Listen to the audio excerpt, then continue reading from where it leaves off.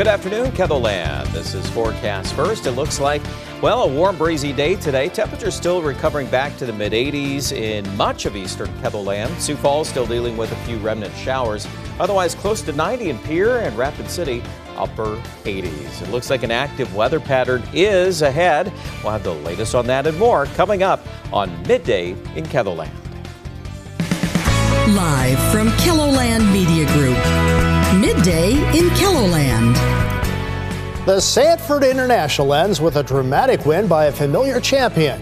Plus, I'm Trevor Shirley in Washington. With just weeks to go before the election, both campaigns are leaning into key issues, but a viral debunked story continues to dominate the conversation. I've got that story coming up just ahead.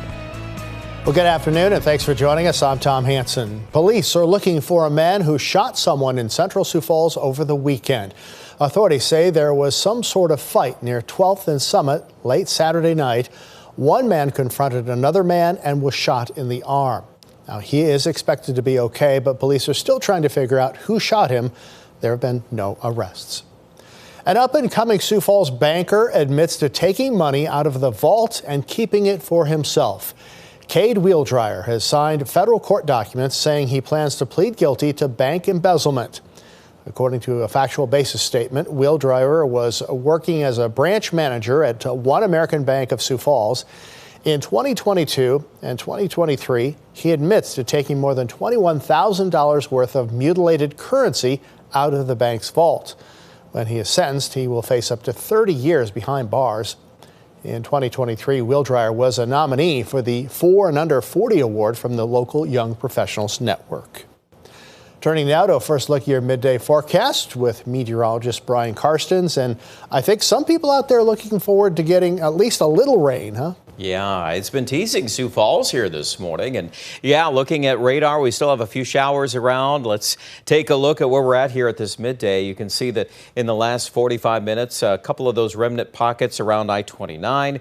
There's a little batch up there by Huron. And then if you look down into Nebraska, once again, we've had another collection of showers and thunderstorms closer to O'Neill. And quite a bit of rain actually falling out of some of that. We've had reports this morning of upwards of almost 2 inches of rain right around Pickstown.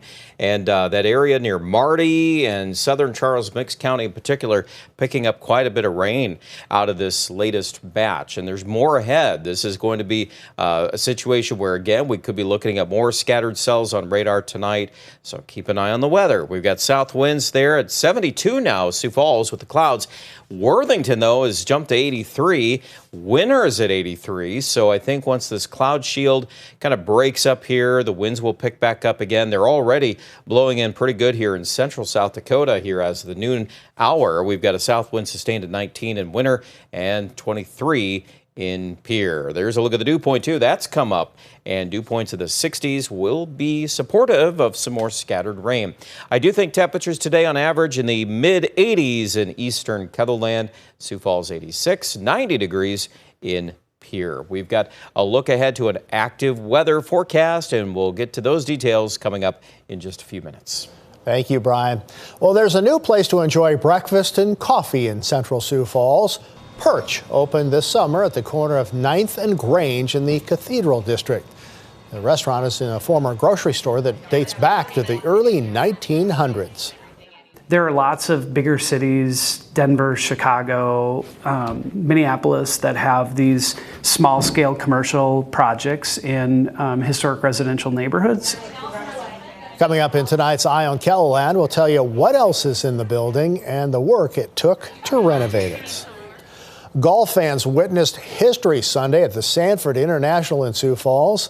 Steve Stricker outlasted Richard Green on the 4th and extra hole for the longest playoff in tournament history to secure his 3rd straight championship.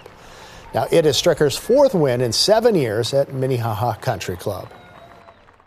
He owns this place. I mean, we joke that it could be the Stricker International after too long here. I mean, 4 wins for him. So many people stuck around to watch the playoff. We'll tell you why this year's championship has added meaning for Stricker. That's tonight on KELOLAND News. With less than 2 months to go before the election, both sides are hitting the other on key issues, including abortion and immigration.